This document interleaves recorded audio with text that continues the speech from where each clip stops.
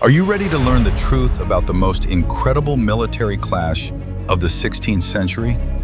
Imagine a situation where logic is completely powerless in the face of real historical facts.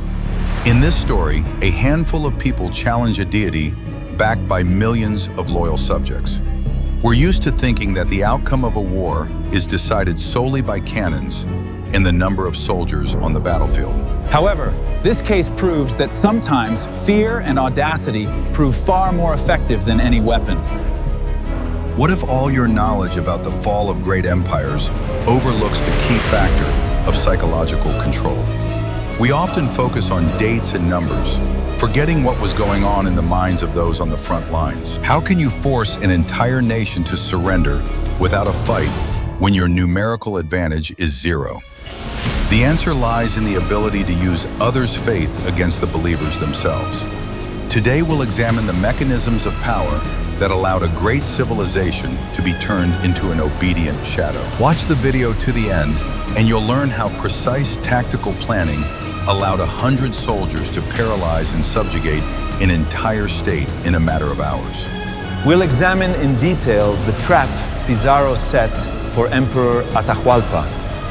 You will understand why armored horses and the clang of steel struck such paralyzing terror into the battle-hardened Incas.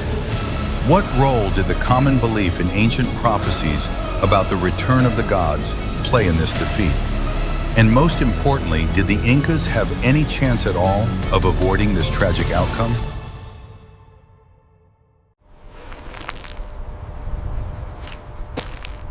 Guess what happened next when the Spanish expedition crossed the rugged mountain range of the Andes? The familiar world was left far behind, replaced by thin air and endless rocky plateaus. The mountain crossing depleted their supplies and sapped the expedition's physical strength. Every step along the narrow trails surrendered the conquistadors to the power of harsh nature and the unknown. There was no turning back, as retreat would mean certain death from exhaustion. Ahead lay only one route, leading straight into the heart of the Inca forces. The Inca Empire was in a state of internal tension following recent political conflicts. The state's infrastructure functioned flawlessly, ensuring the rapid transmission of information via a vast network of roads. Atahualpa had known of the foreigners' approach from the very moment they landed on the coast. He did not perceive them as a serious threat due to their negligible numbers. The ruler allowed the detachment to advance unhindered into the interior of the country, wishing to study the newcomers personally. This decision became the first fundamental mistake in a chain of successive tactical miscalculations. The Spaniards moved along perfectly level stone roads, marveling at the scale of the locals' engineering prowess. Monumental terraces rose all around, testifying to the highest level of agricultural logistics. No other region in the world possessed such a well-thought-out system of resource distribution. Pizarro understood that an open clash on such terrain would end in instant defeat. He needed to find a narrow passage to neutralize the enemy's numerical superiority. Finding the ideal spot to seize the initiative became the commander's primary task. Atahualpa remained utterly confident, showing not the slightest sign of anxiety. He agreed to come to the square the next day, accompanied by his entourage. This promise set in motion an irreversible process of conflict escalation within a confined space. The morning began with movements in the enemy's vast camp, visible from the city walls. The procession slowly formed, preparing for a ceremonial march toward Cajamarca. Tension among the soldiers in hiding reached a critical point, demanding maximum composure. Pizarro's strategy depended entirely on the synchronization of actions in the first seconds of the clash. I'd love to hear your perspective, so please leave a comment below sharing your thoughts on this kind of psychological pressure before a battle. Be sure to subscribe to our channel so you don't miss the continuation of this gripping story. The hidden truth that everyone keeps quiet about lies in the strength of the materials used. The Incas did not know the technology of smelting iron, relying instead on copper, bronze, and stone. Spanish equipment was radically different from anything ever seen on this continent. Steel breastplates provided complete protection against the traditional weapons of the local population. Metal helmets shielded the most vulnerable parts of the body from blunt blows. The technological gap created not only a physical, but also a powerful visual superiority. The sharpness and strength of Toledo steel made swords an exceptionally effective weapon. A single blade could inflict critical damage without the need for great physical strength. Strikes with such a weapon did not require a wide swing, which was ideal for confined spaces. The Incas used heavy maces, which required space to deliver a powerful blow. In the confines of a city square, this long and unwieldy weapon lost its effectiveness. The compactness of steel blades provided a decisive advantage in close combat. The use of mobile cavalry units, completely unknown to the local population, deserved special attention. Cavalrymen were concealed in buildings so that their sudden appearance would cause maximum shock. A fully armed horseman represented a mobile, elevated position, out of reach for the enemy infantry. The mass of the cavalry charge was used to break ranks and create gaps in the crowd. The speed of the unit's movement did not allow the enemy to regroup or organize a tight defense.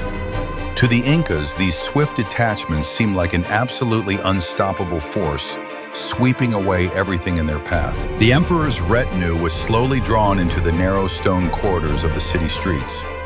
Pizarro's plan relied on the use of advanced technology to create an insurmountable psychological barrier. The Spaniards counted on the paralyzing effect of unfamiliar weapons and tactics. The outcome of the entire operation now depended on the composure of every single member of the ambush. Why did this technological gap prove fatal for such a well-organized and powerful state? In the next chapter, you will learn how both sides coped with this mounting tension. What happened in the shadow of the stone walls forever changed the course of history. Spanish soldiers stood in dark rooms, gripping the heavy hilts of their swords. The air was thick with the smell of burnt wicks and mounting human anxiety. Many soldiers later admitted that they were physically unable to control the trembling in their bodies. The tension reached such a level that people lost their sense of time and space. The anticipation of the inevitable clash wore down the nervous system far more than the battle itself. Atahualpa's procession continued to slowly fill the triangular plaza of Cajamarca. The Incas marched in tight formation, displaying their splendor and absolute power over the region. Their numbers seemed endless, as new ranks constantly arrived through the city gates. The entire square was covered with bright fabrics, golden ornaments, and the tall plumes of the entourage. The unarmed crowd filled every available inch of space, leaving themselves no room to maneuver.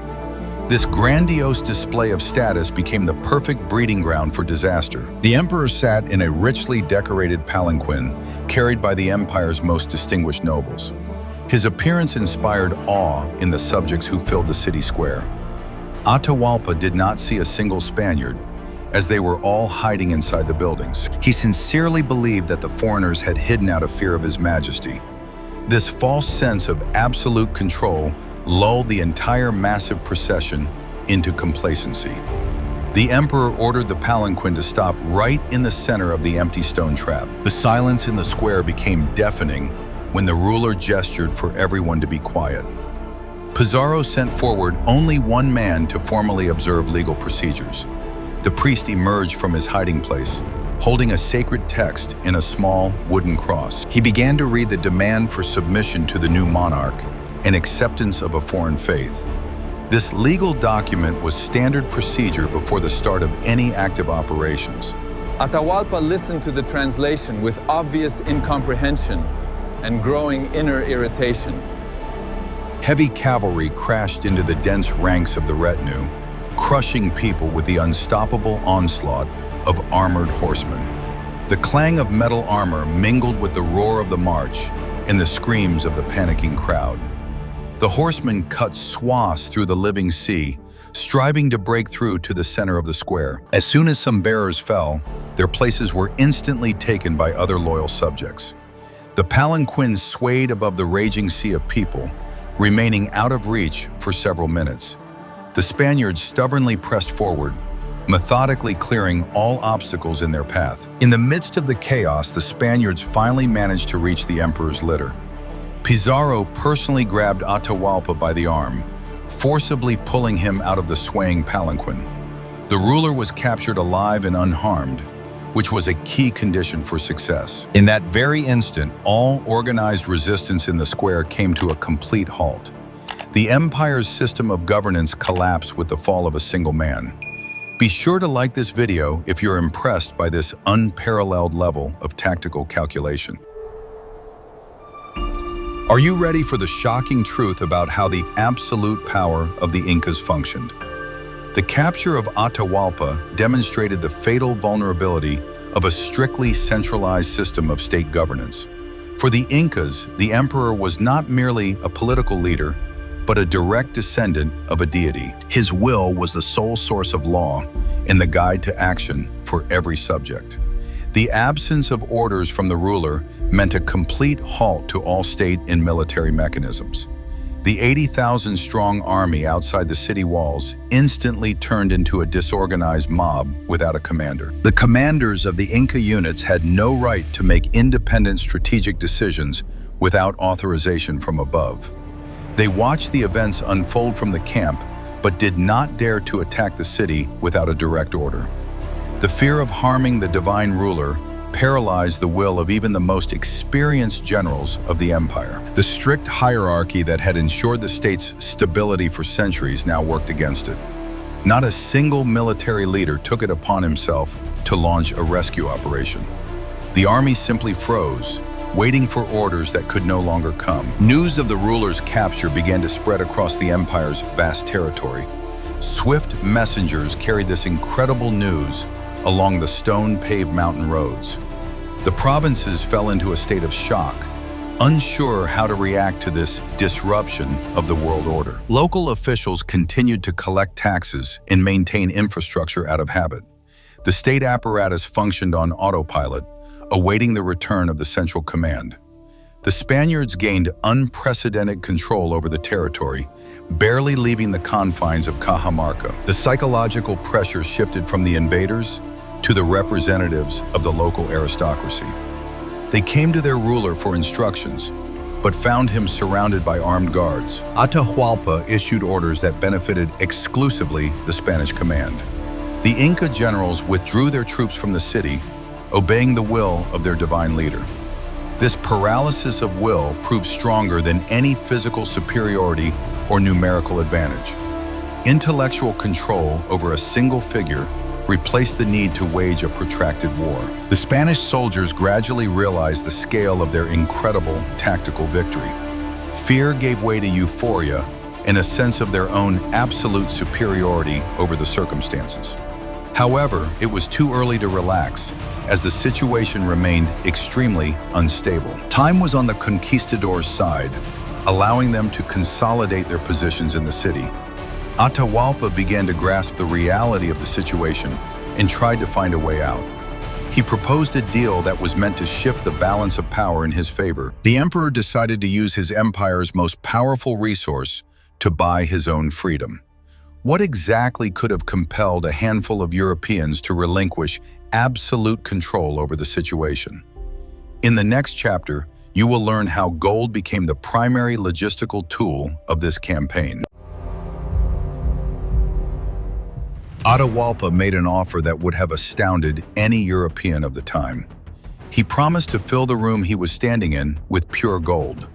The room measured about 35 square meters, and the line marking the fill level was set at arm's length. Additionally, he pledged to fill the adjacent room twice over with silver in exchange for his freedom. Pizarro immediately agreed to these terms, formalizing the agreement in the form of an official contract. For the Spaniards, this was a chance to acquire wealth exceeding the budgets of European states. The emperor sent orders throughout the country demanding the collection of precious metals. For the Incas, gold had no monetary value. It was considered the sacred metal of the sun. It was used exclusively for religious rituals and to adorn temples or palaces. To hand these objects over to foreigners meant committing an unprecedented act of sacrilege for the sake of saving the ruler. Temples were stripped of their most important relics, which had been accumulated over centuries by generations of priests. A stream of treasures slowly but surely flowed toward the besieged Cajamarca. However, time passed, and tensions around Cajamarca began to rise rapidly once again. Rumors reached the Spaniards about the secret formation of a new army in the south of the empire. It was said that one of the generals had decided to ignore the orders of the captive emperor. This news caused panic among the conquistadors, who realized the fragility of their position. Gold could not protect them from a well-armed and motivated army of avengers. A handful of soldiers found themselves trapped in the city, facing the growing threat of total annihilation. The Incas would easily have overwhelmed the metal-laden soldiers in the narrow Andean gorges. The expedition was tied to Cajamarca by its own success and the ransom it had collected. This trap had now snapped shut on the Spaniards themselves, depriving them of any freedom of maneuver. Pizarro held an emergency meeting with his officers to devise a rescue plan. It became clear that keeping the ruler alive was becoming too dangerous for the expedition. Releasing Atahualpa after the ransom was paid would immediately lead to the consolidation of enemy forces. The decision was made quickly and was based on cold calculations of military expediency. The Spaniards began preparations for the final phase of the operation, which was intended to eliminate the very cause of the crisis. The ransom chamber was nearly full, providing the expedition with the necessary financial resources. Now it was necessary to neutralize the political factor tying the conquistadors' hands. The crisis demanded a harsh and irreversible resolution to ensure the safety of the entire force. The pendulum of history swung toward the final destruction of the ancient world order in the region. What you have never seen lies hidden in the mechanisms of the destruction of great world empires. Panic in the Spanish camp provoked a radical change in attitude toward the captive emperor. Atahualpa ceased to be a valuable resource and became the primary target for elimination. The officers organized an improvised tribunal to give their actions the appearance of legitimacy.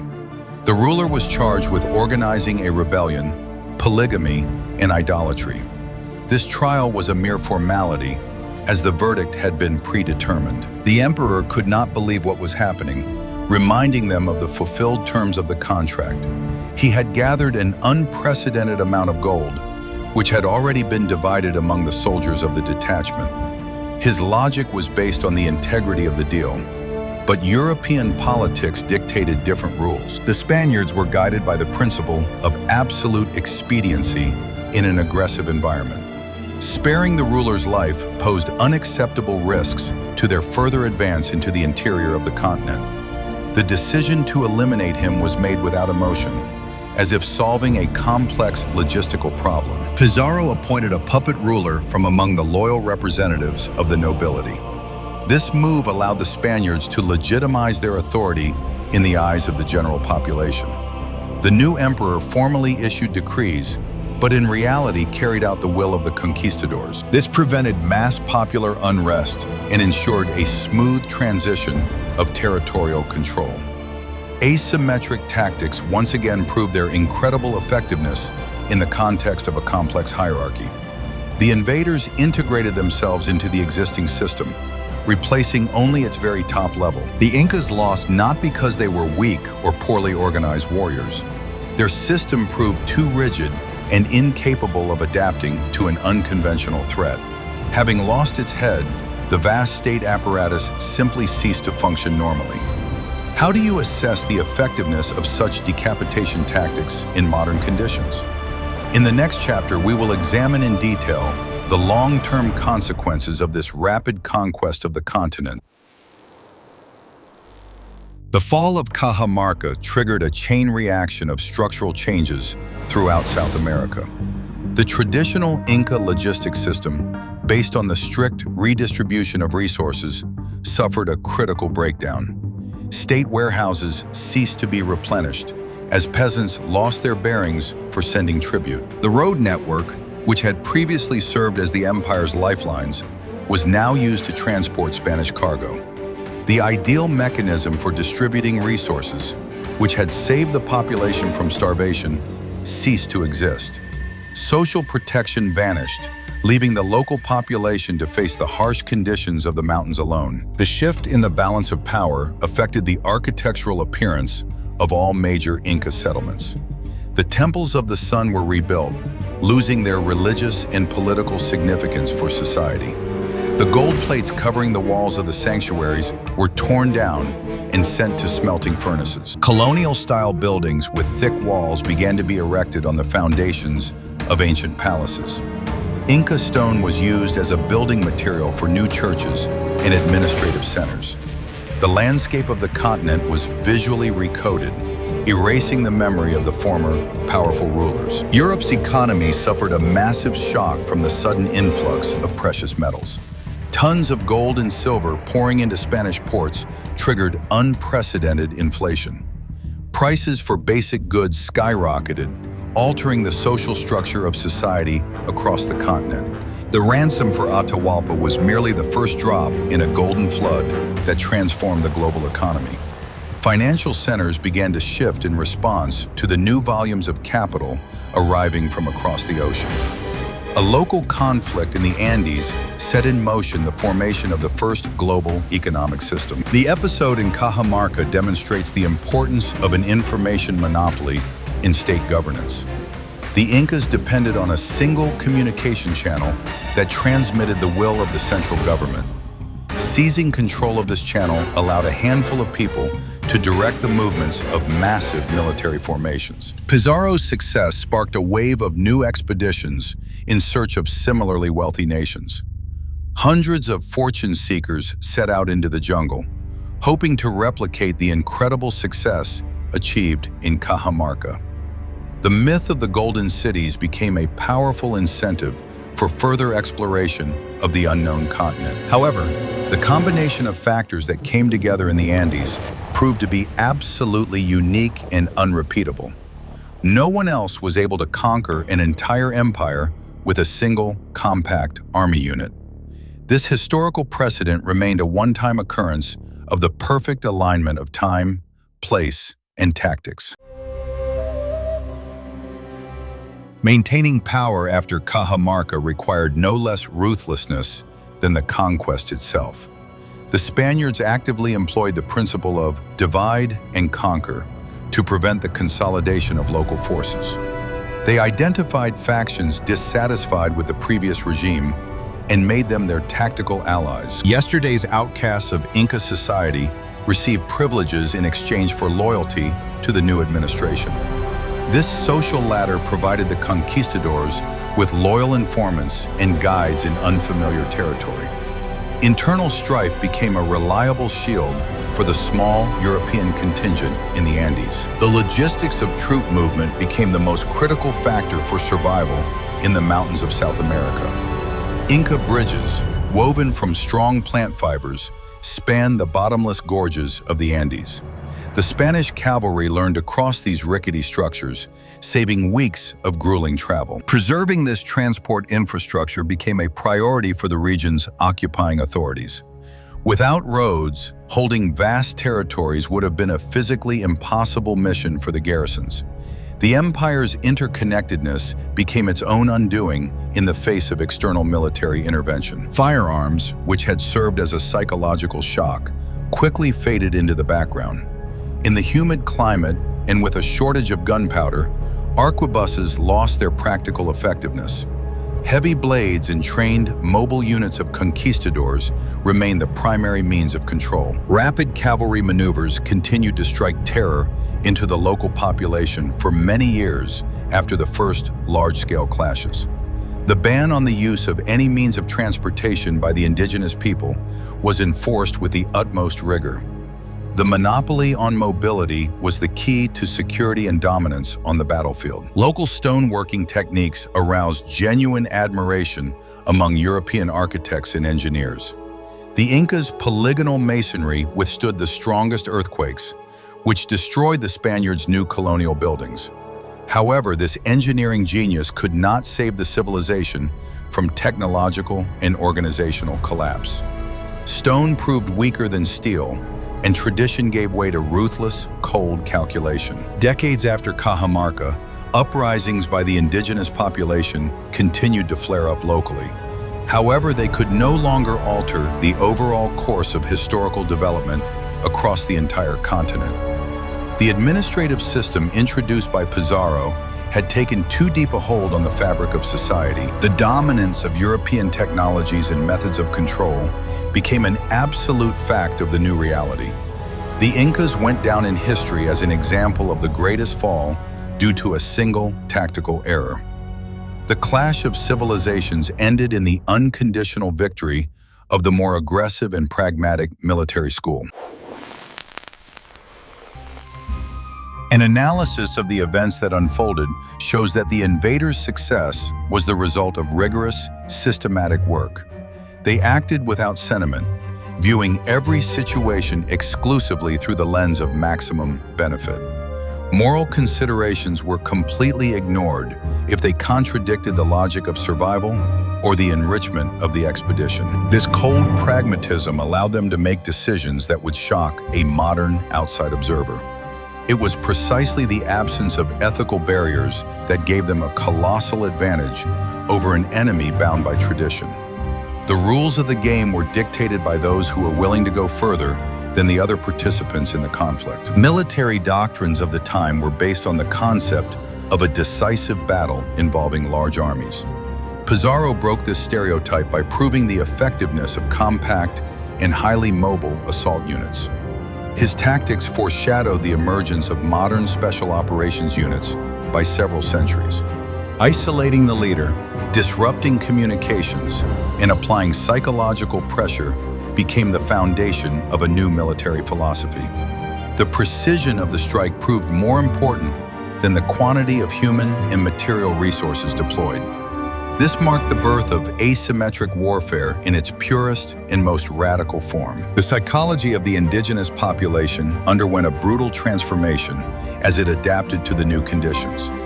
A sense of superiority gave way to a complex of subordination toward those possessing advanced technological knowledge.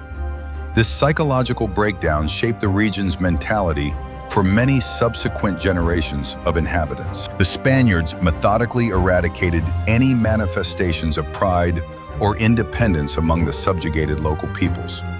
The creation of a submissive labor force was the primary task of the new colonial administrative system. The shadow of Cajamarca fell over the continent, dictating the rules of social interaction for centuries to come. The destruction of the Inca state left behind many unsolved historical and cultural mysteries. The construction techniques used for monumental structures remain a mystery to modern engineers and researchers. Huge stone blocks, fitted together without mortar, continue to amaze researchers. These ruins serve as a silent rebuke to the pragmatism that destroyed a unique path of civilizational development. Cajamarca became the starting point for the oblivion of an entire layer of unique human knowledge. The cost of a tactical victory proved to be disproportionately high for the planet's shared cultural heritage. The lessons of this campaign remain relevant today, demonstrating the vulnerability of rigid, hierarchical command structures. Flexibility, mobility, and the ability to quickly change tactics remain the key advantages in any conflict. Losing the initiative at a critical moment always leads to catastrophic consequences for the entire system. Cajamarca serves as a reminder that the status quo can be shattered in a matter of hours. There is no such thing as absolute security if the system is not prepared to face an unconventional challenge. Intellectual superiority will always prevail over blind faith in numbers and established traditions.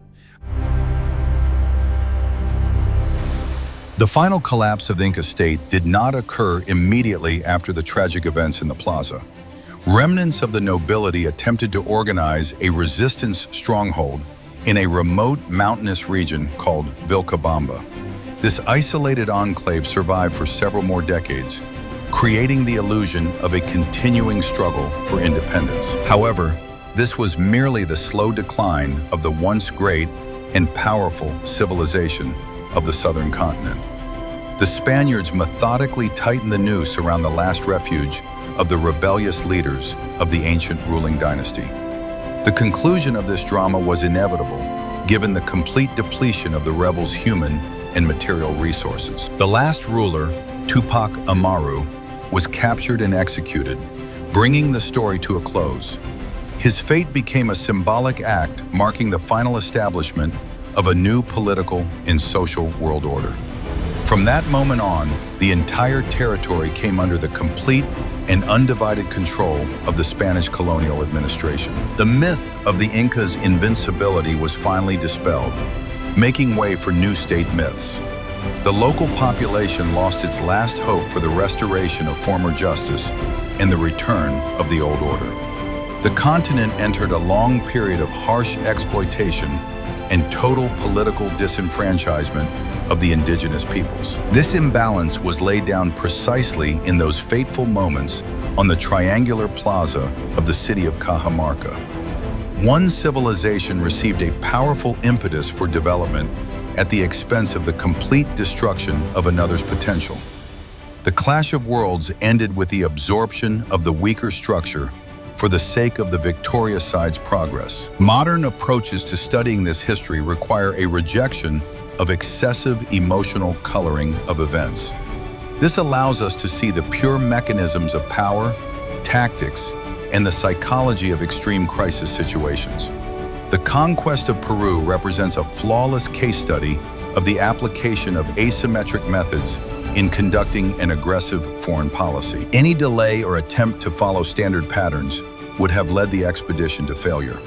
The harshness of Pizarro's decisions was dictated by the mathematics of survival in the face of a motivated enemy with 100-fold numerical superiority. The effectiveness of their tactics is proven by the very existence of the modern map of the southern continent. The destruction of the Inca Empire became the largest act of property redistribution in human history. Vast territories, resources, and human destinies shifted their course of development in a record-short historical timeframe. This speed of transformation was made possible by a precise strike at the command center of a rigid system. Cajamarca proved that a gigantic structure always collapses from a single, perfectly calculated blow.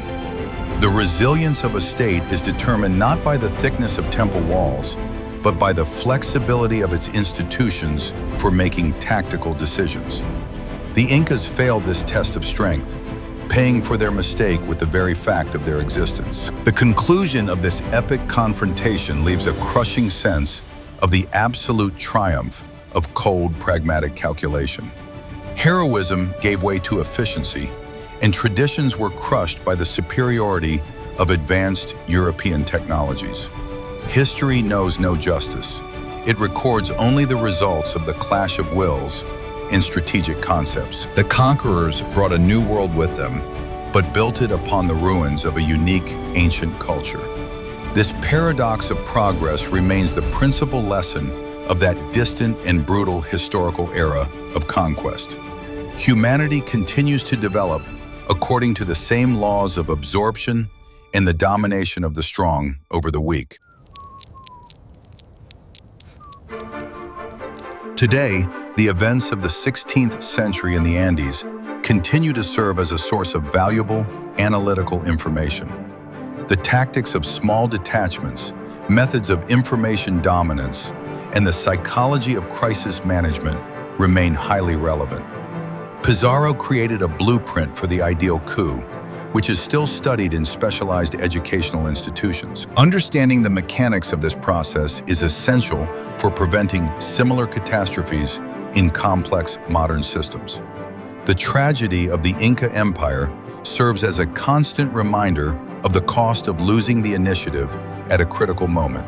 Great systems collapse instantly if their leaders lose touch with reality. The events in Cajamarca forever altered the balance of power on the world stage, demonstrating the superiority of strategy over numbers.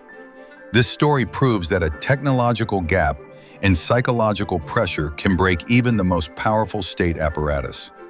We've examined in detail how 100 pragmatic soldiers were able to paralyze an empire by exploiting the vulnerabilities of its own hierarchy. What other historical battles do you think demonstrate a similar level of asymmetric tactical advantage? Suggest topics in the comments for future videos you'd like to see on our channel. And be sure to subscribe to the channel so you don't miss new, gripping investigations into the military triumphs and disasters of the past.